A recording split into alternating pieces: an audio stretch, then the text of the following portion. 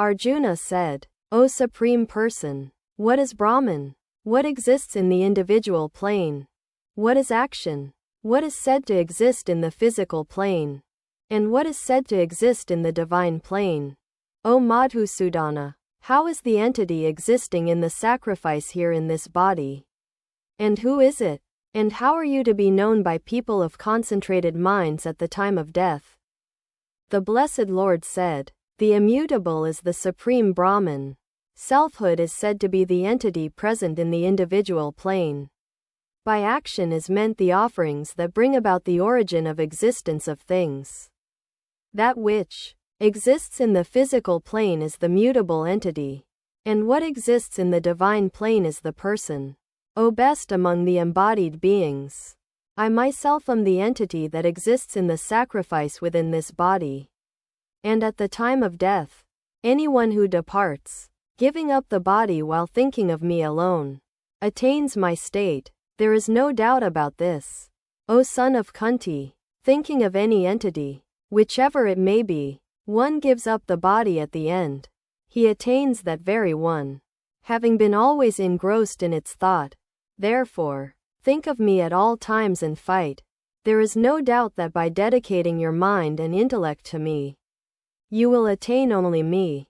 O son of Piartha, by meditating with a mind engaged in the yoga of practice and not straying away to anything else, one reaches the Supreme Person existing in the effulgent region. He who meditates on the omniscient, the ancient, the ruler, subtler than the subtle, the ordainer of everything, of inconceivable form, effulgent like the sun, and beyond darkness, he attains the Supreme Person.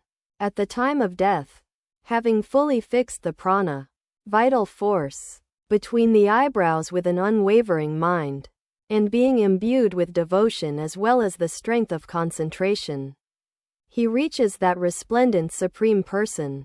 I will briefly tell you about that immutable goal which the knowers of the Vedas declare. Those who are diligent, free from attachment, and aspire for it, enter into it.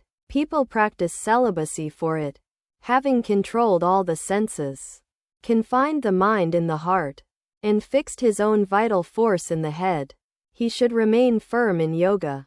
He who departs, leaving the body while uttering the single syllable, Om, which is Brahman, and thinking of me, attains the supreme goal. O son of Piartha, to that yogi of constant concentration and single-minded attention, who remembers me uninterruptedly and for a long time, I am easily attained. As a result of reaching me, the exalted ones who have attained the highest perfection do not get rebirth, which is an abode of sorrows and is impermanent. O Arjuna, all the worlds together with the world of Brahma are subject to return. But, O son of Kunti, there is no return after reaching me. Those people who know what day and night are, know the day of Brahma which ends in 1,000 yugas, and his night which also ends in 1,000 yugas. With the coming of day, all manifested things emerge from the unmanifest, and when night comes, they merge into that which is called the unmanifested. O son of Piartha, after being born again and again, that very multitude of beings disappears of its own accord at the approach of night. It comes to life again at the approach of day. But distinct from that unmanifested is the other eternal, unmanifest reality, who does not get destroyed when all beings are destroyed. They call him who has been mentioned as the unmanifested, the immutable, the supreme goal. That is the supreme abode of mine, from which they do not return once they reach it.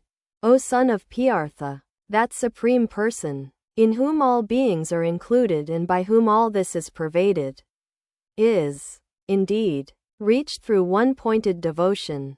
O best of the Bharata dynasty, I shall now speak of that time by which the yogis depart and attain the state of non-return, and also the state of return. Fire, light, daytime, the bright fortnight, the 6 months of the northern solstice.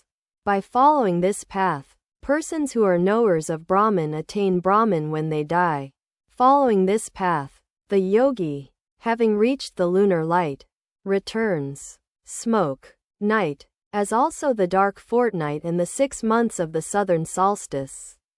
These two paths of the world, which are white and black, are indeed considered eternal. Through one, a person goes to the state of non-return. Through the other, they return again. O son of Piartha, no yogi, one steadfast in meditation, whosoever has known these two courses becomes deluded. Therefore, O Arjuna, be steadfast in yoga at all times.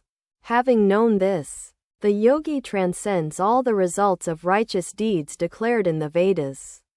Sacrifices, austerities, and charities, and reaches the primordial, supreme state,